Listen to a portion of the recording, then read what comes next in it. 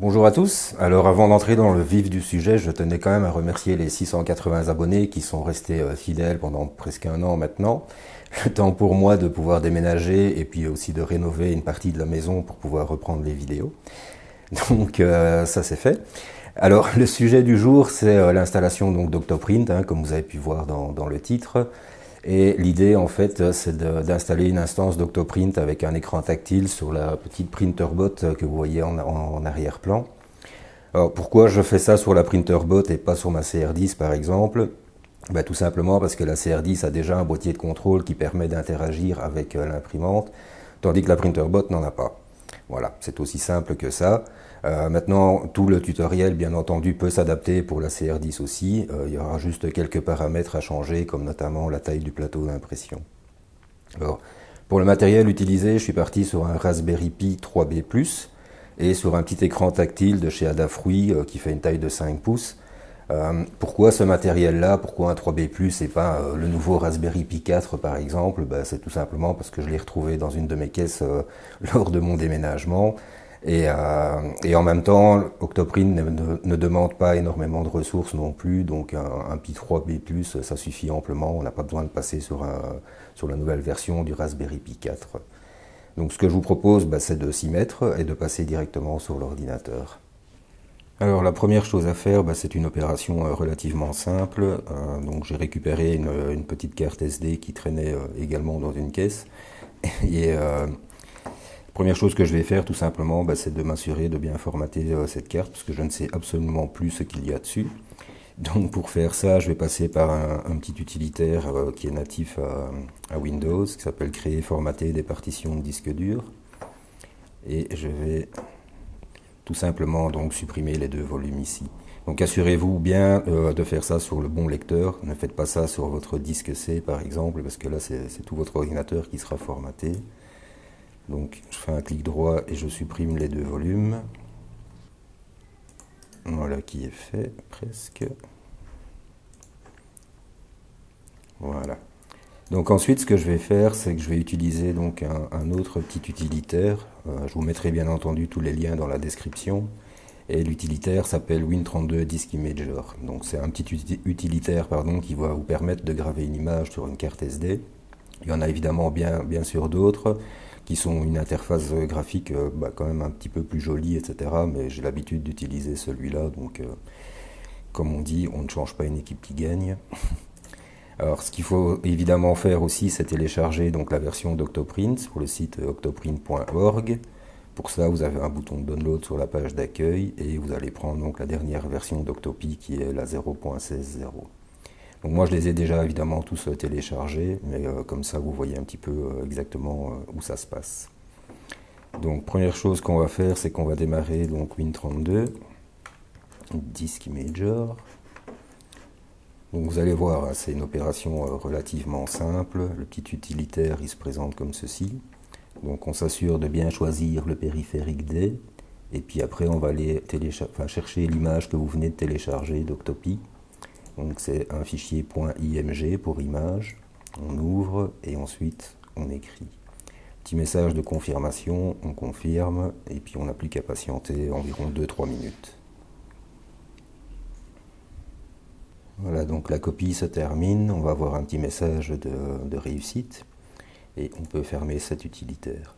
Alors ne vous étonnez pas, vous allez sûrement avoir des fenêtres qui vont s'ouvrir en vous demandant de formater le disque, ça ne devrait d'ailleurs pas tarder, mais c'est tout à fait normal, hein. C'est juste que Win32 Disk Imager n'utilise pas la totalité de la carte SD pour le moment.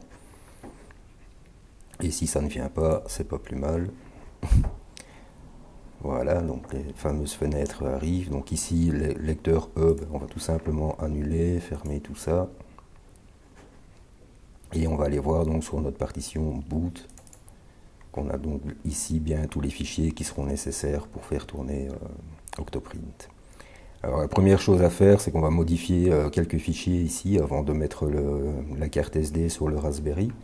Le premier fichier qu'on va modifier, c'est Octopi WPA Supplicant. C'est là où on va aller mettre nos paramètres de notre carte réseau. Donc moi, j'ai l'habitude de l'éditer avec Notepad++, mais vous pouvez utiliser un autre éditeur si vous êtes plus confortable avec. Donc la partie qu'on va devoir décommenter, c'est la partie WPA, WPA2. C'est majoritairement celle-ci qui est utilisée pour le moment. Donc on va devoir décommenter en enlevant les petites balises ici devant, comme ceci. Et à cet endroit-ci, on va mettre notre SSID. Donc le SSID, c'est tout simplement le réseau Wi-Fi sur lequel vous êtes connecté. Vous le retrouvez ici, donc moi en l'occurrence c'est le 17312. Et à cet endroit-ci, vous allez renseigner donc votre mot de passe. Donc ça, je vais le faire en caméra off, histoire de ne pas dévoiler tous mes secrets. Voilà, donc une fois que vous avez renseigné ces informations-là, vous pouvez sauvegarder évidemment le fichier. Et ensuite, ce que je vais faire également, c'est que je vais éditer un autre fichier, qui est le fichier config.txt, et c'est là où je vais renseigner donc les paramètres pour mon écran tactile. Donc si je l'ouvre avec Notepad++, vous voyez qu'on a une bonne section, une bonne partie de la section qui est également commentée avec les petites balises ici en début de ligne à chaque fois. Donc là, ce qu'il faut faire, c'est en général avec quand vous achetez votre écran, assurez-vous bien d'aller sur le site du constructeur pour être sûr d'avoir tous les paramètres qu'il faut. Donc, comme je vous le disais, moi c'est un écran qui vient de chez Adafruit, et sur le site d'Adafruit, si on scrolle un petit peu, on a ici donc tous les paramètres pour l'écran. Donc vous étonnez pas si vous entendez des bruits bizarres, j'ai un chat qui est assez bavard ces derniers temps.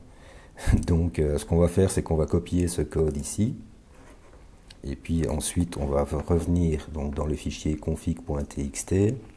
On va supprimer une bonne partie de tout ça, jusqu'à audio par exemple, même qu'on pourrait supprimer beaucoup plus, et on va coller donc le fichier.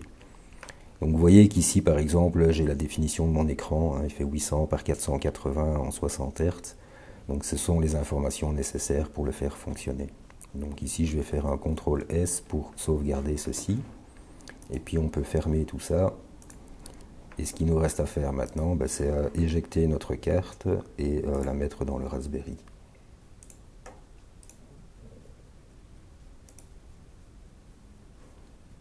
Donc une fois que la carte est dans le Raspberry, il est censé démarrer, et vous voyez qu'on a directement donc l'interface graphique qui apparaît.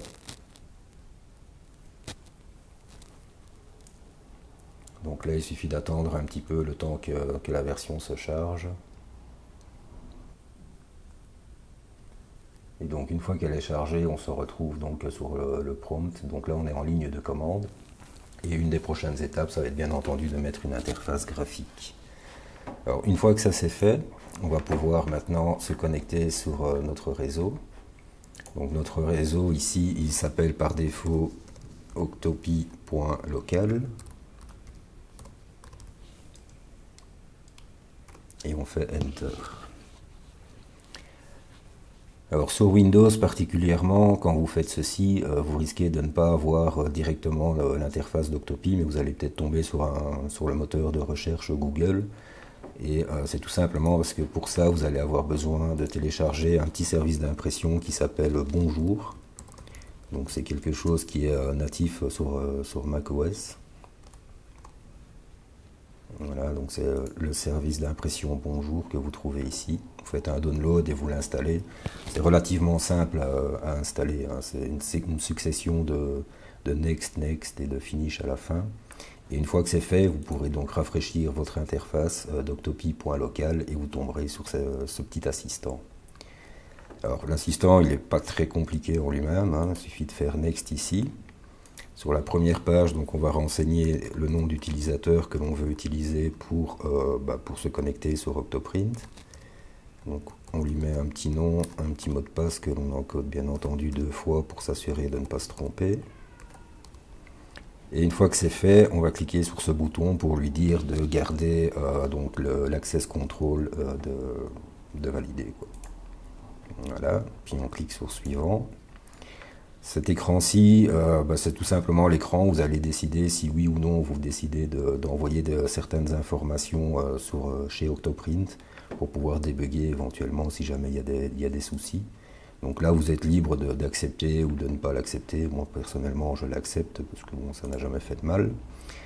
Sur cet écran suivant, le Connectivity Check, c'est tout simplement le Raspberry, enfin le Octoprint qui va se connecter sur le Raspberry juste pour vérifier que la connexion est toujours active. Donc il va faire ça toutes les 15 minutes. Vous pouvez laisser tout ça par défaut et autoriser cette opération-là.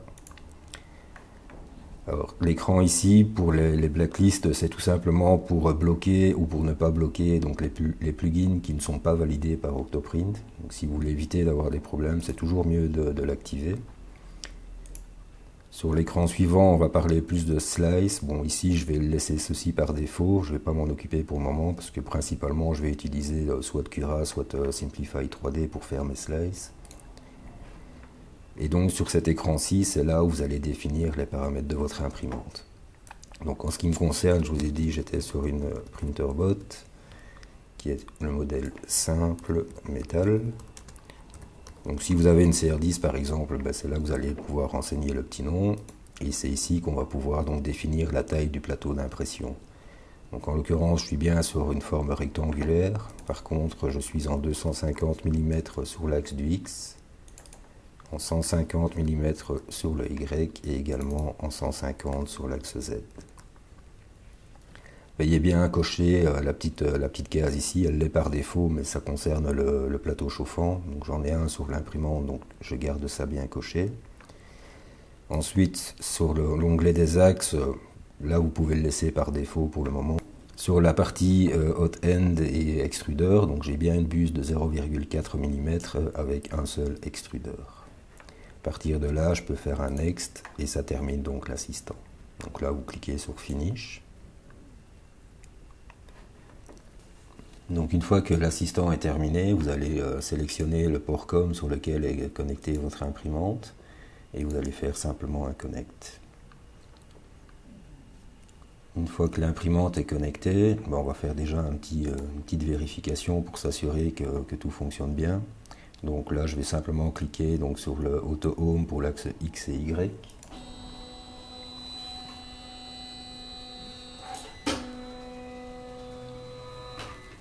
Voilà, donc là tout se passe bien. C'est ici que vous allez également pouvoir extruder ou faire un petit rétract éventuellement de votre filament. Et au niveau des températures, c'est ici que vous allez pouvoir définir la température de votre plateau ici en dessous et de votre buse ici au-dessus. Pour uploader après vos G-codes, ça sera ici, hein, vous avez un bouton upload que ça va se passer, mais bon ça on verra un petit peu plus tard éventuellement. Donc maintenant qu'on a notre Octoprint qui fonctionne via notre PC, on a également notre écran qui est bien connecté, l'imprimante est bien connectée aussi. Donc ce qu'on va faire, c'est qu'on va aller télécharger un plugin qui s'appelle Touch UI pour pouvoir installer donc, ce qu'on appelle un bureau sur le Raspberry Pi et pour ne plus avoir cette interface avec des lignes de commande.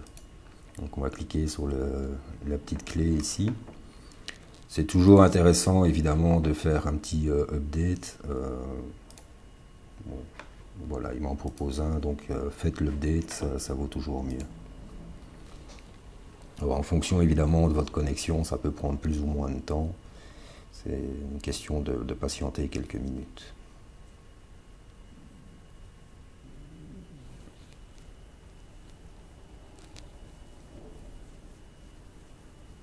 Voilà, donc une fois que l'update a été installé, Octoprint va redémarrer de lui-même. Donc là, il faut juste lui laisser le temps de se relancer. Vous pouvez cliquer sur ce bouton, mais croyez-moi, il vaut mieux attendre un petit peu, parce que ça n'accélère pas spécialement les choses. Voilà, et quand vous avez le bouton Reload, vous faites un Reload.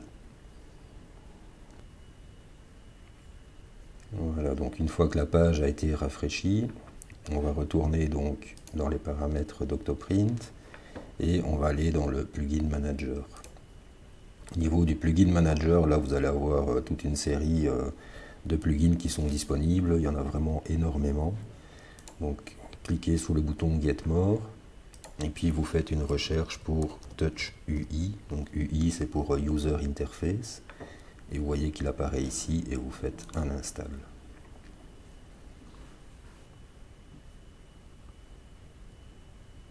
Donc une fois que c'est installé, de nouveau on a besoin de faire un redémarrage d'Octoprint. Est-ce que vous êtes certain? Oui. Et ça redémarre. Et que ici maintenant vous avez un petit bouton en plus là en forme de téléphone. Donc si vous cliquez dessus, c'est là où vous allez pouvoir dire si c'est ce que vous voulez activer tout simplement. Donc vous voyez que moi ici Touch UI n'est pas activé. Par contre si je clique pour l'activer, là j'ai effectivement mon écran qui se rafraîchit et qui vous offre donc l'interface de Touch UI. Par contre, je vais faire un zoom sur l'écran de l'imprimante. Vous voyez que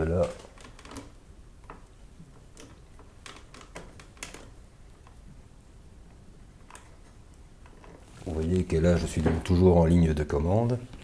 C'est tout simplement parce que c'est pas terminé. Donc ce que je vais peut-être faire, c'est revenir sur mon interface normale. C'est en général plus simple. Voilà.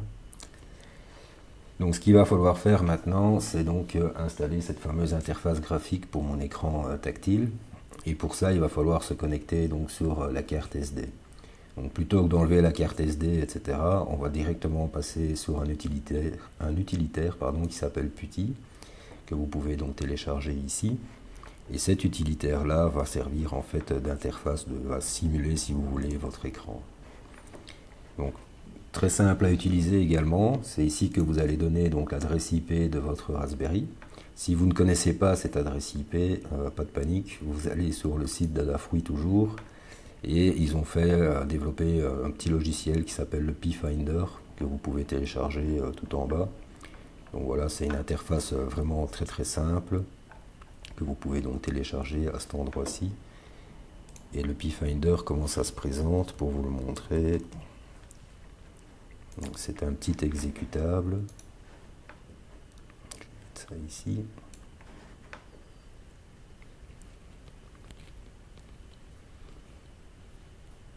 Donc c'est un exécutable, c'est pas une application que vous installez sur votre ordinateur, c'est pour ça que ça prend en général un petit peu de temps avant de démarrer. Et donc comme je vous disais, c'est hyper simple, vous avez juste un bouton, vous cliquez dessus et vous le laissez scanner votre réseau interne jusqu'à ce qu'il trouve un Raspberry et il vous donnera ensuite donc l'adresse IP à utiliser. Donc là aussi, en fonction de votre réseau, etc., ça peut prendre plus ou moins de temps, il suffit de patienter.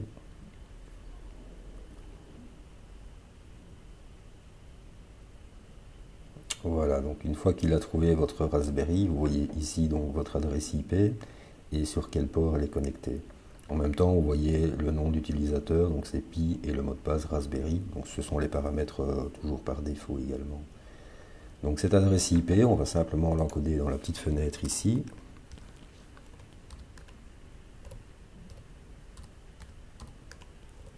Voilà, donc par défaut, on est déjà sur le port 22 et on va cliquer sur Open. Donc là, on lui dit qu'on est d'accord. Il y a potentiellement un problème de sécurité. Et donc l'utilisateur, comme on a dit, c'était Pi. Le mot de passe Raspberry. Et puis vous faites Enter. Et là, vous arrivez donc en ligne de commande sur votre Raspberry. Donc pas besoin d'enlever la carte SD dans ce cas-ci. Donc ensuite, pour mettre l'interface Touch UI sur le Raspberry, on va devoir se rendre sur un autre site. Donc sur GitHub, vous avez un site ici, donc Billy Blaze, qui a mis en place une petite application qui va faire le 3/4 du travail pour nous. Donc si on descend un petit peu plus bas, vous voyez ici qu'on a au niveau du setup un plugin manager, et ici pour les écrans tactiles touchscreen. Donc si on veut le faire, on clique dessus. Et l'idée en fait c'est simplement donc que le Raspberry démarre directement en mode navigateur avec l'interface Touch UI. Donc on va cliquer sur ce lien-ci et on va avoir donc deux lignes à copier dans le Raspberry. Donc on sélectionne la première, on fait un CTRL-C, on revient dans PuTTY. Ici, en faisant un clic droit, automatiquement la ligne est collée et il va télécharger l'application en question. Ensuite, il nous reste à l'installer, cette application. De nouveau, on fait un copier. On revient dans PuTTY, on fait un clic droit. Et là, il va vous demander le mot de passe. Donc ici, c'est Raspberry, ça n'a pas changé. Et on appuie sur Enter. Donc là, ça peut prendre aussi un petit peu de temps, parce que là, c'est tout un desktop qu'il est occupé à charger sur le Raspberry en passant par le Wi-Fi. Donc ça peut prendre un petit peu de temps.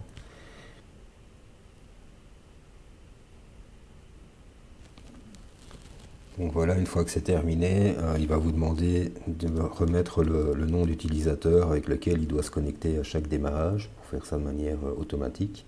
Donc ici, je remets mon nom et je fais OK.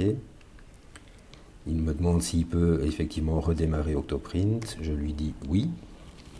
Et donc là, vous allez voir maintenant sur l'écran que l'écran va redémarrer également et que cette fois-ci, c'est TouchUI qui va, essayer de zoomer un peu mieux, que c'est TouchUI donc qui va démarrer. Voilà, donc vous voyez maintenant que l'interface est apparue à l'écran.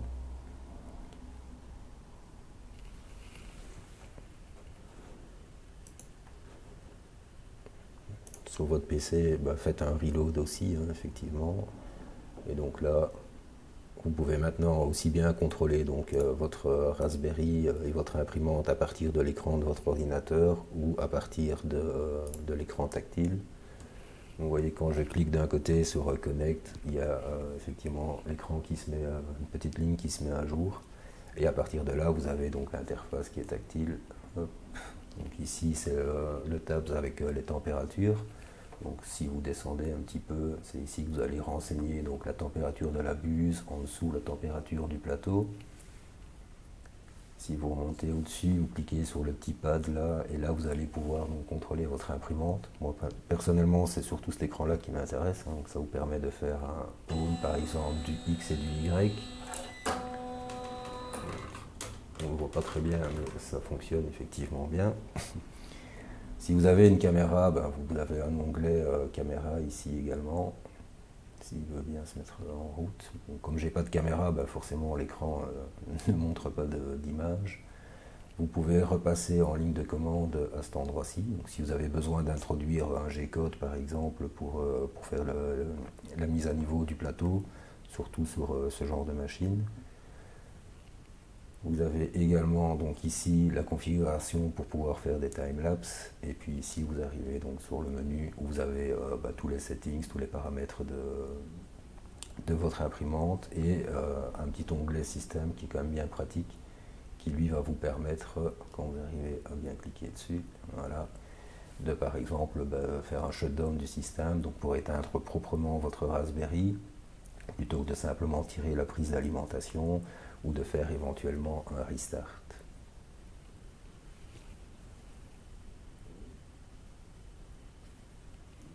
Donc ici sur l'écran principal, c'est ici que vous allez pouvoir aussi effectivement créer un fichier, uploader un fichier, un G-code par exemple, etc. Mais bon, ça je vais plutôt le faire au niveau de mon ordinateur. Donc voilà, vous avez vu, c'était pas très compliqué à installer. Bon, je sais que des vidéos sur Octoprint, il y en a déjà pas mal sur le net. Ici, en l'occurrence, ce qui me paraissait intéressant de vous montrer, c'était la partie tactile avec l'écran. Il y a d'autres plugins, hein, comme je vous disais, qui existent. Bon, notamment, beaucoup de personnes utilisent ça pour faire des timelapses avec le plugin Octolapse, par exemple. Donc, j'exclus pas, pardon, que je mettrai en place une caméra sur ma config. Mais pour le moment, c'est pas vraiment ma priorité non plus. Donc voilà, j'espère que vous avez apprécié la vidéo. Si vous voulez voir plus d'informations sur la manière dont j'ai construit mon petit plateau, par exemple, je vous invite à me suivre sur Instagram où je suis un petit peu plus actif que sur YouTube, heureusement d'ailleurs. Par contre, si vous voulez être averti évidemment des prochaines vidéos qui arriveront relativement vite, n'hésitez pas, faites comme d'habitude, vous likez, vous partagez, etc., etc. Ciao.